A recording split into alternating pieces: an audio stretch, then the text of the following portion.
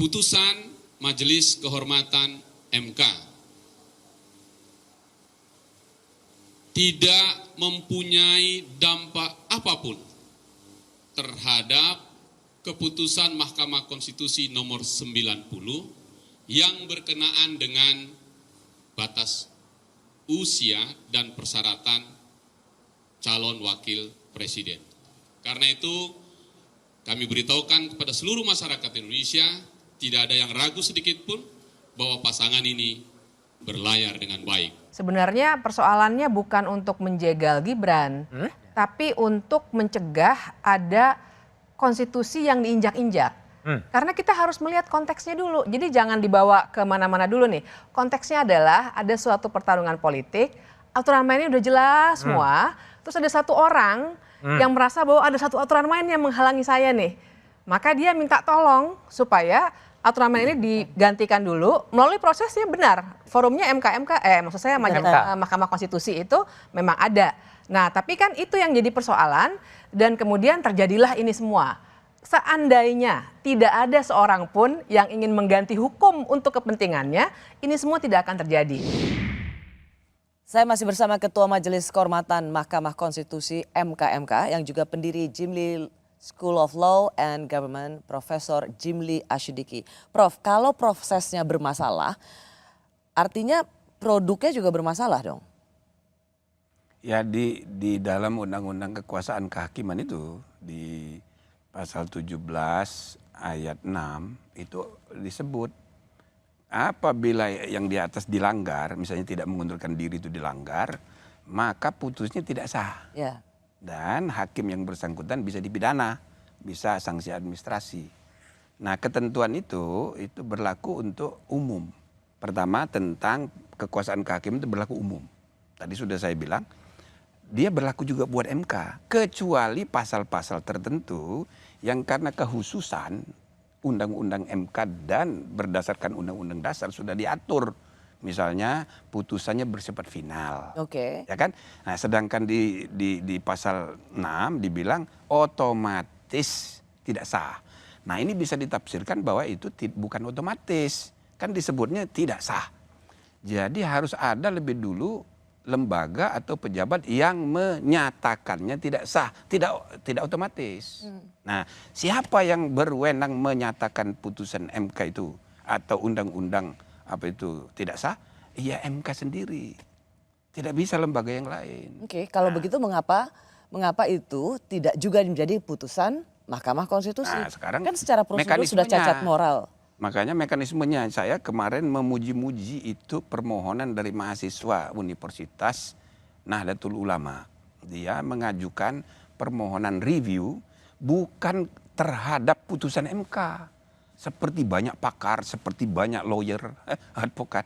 Semua fokus bagaimana membatalkan putusan MK itu tidak bisa. Itu nggak bisa? Tidak bisa. Meskipun logika awam ya. Dan logika awam dan untuk mencari keadilan, kepastian hukum yang memutuskan sudah terbukti ada pelanggaran etik mulai dari yang berat sampai yang ringan, dan yang paling penting adalah ketua MK-nya sendiri terbukti melakukan pelanggaran berat. Secara prosedur itu sudah tidak mengindahkan kaedah-kaedah etik sebagai seorang hakim konstitusi.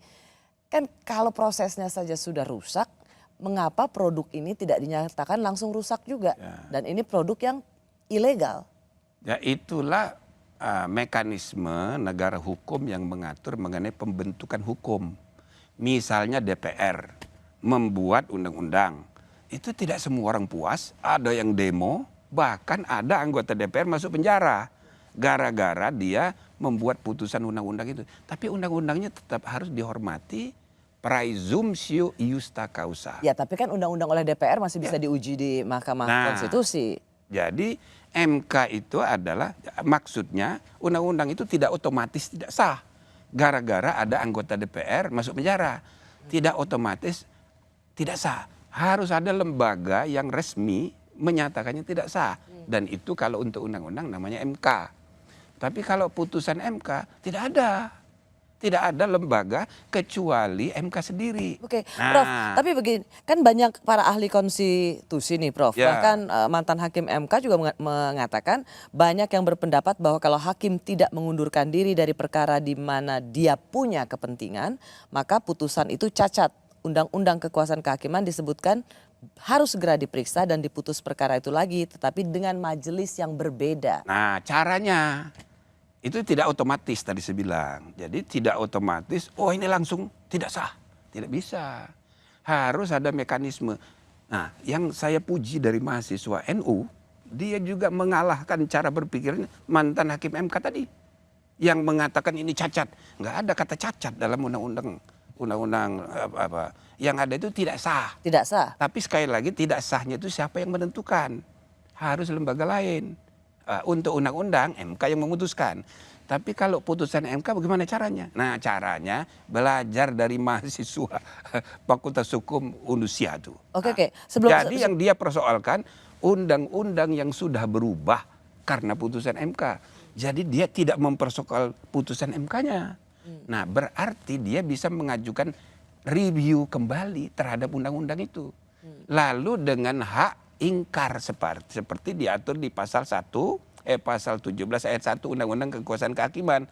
Dia minta hakim yang menangani itu hanya 8, tidak boleh, itu hak ingkar. Mantan ketua MK ikut lagi. Ada kemungkinan, ya kan, komposisinya berubah, maka putusannya bisa berubah. Tapi yang dipersoalkan jangan putusan MK, tapi undang-undang yang sudah berubah itu. Berdasarkan putusan MK yang kemarin.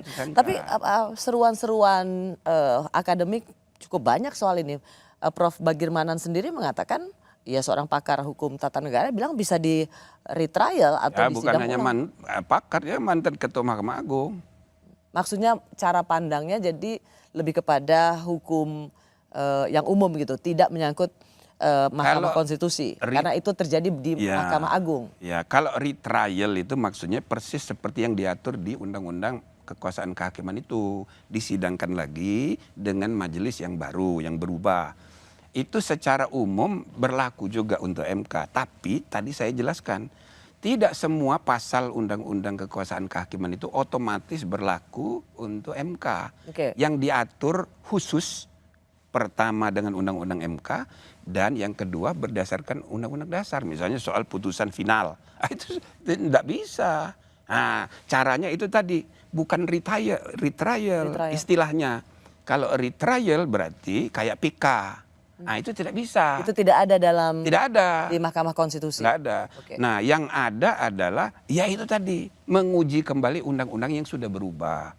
Ya kan? Dengan majelis yang berubah. Itu haknya para pemohon.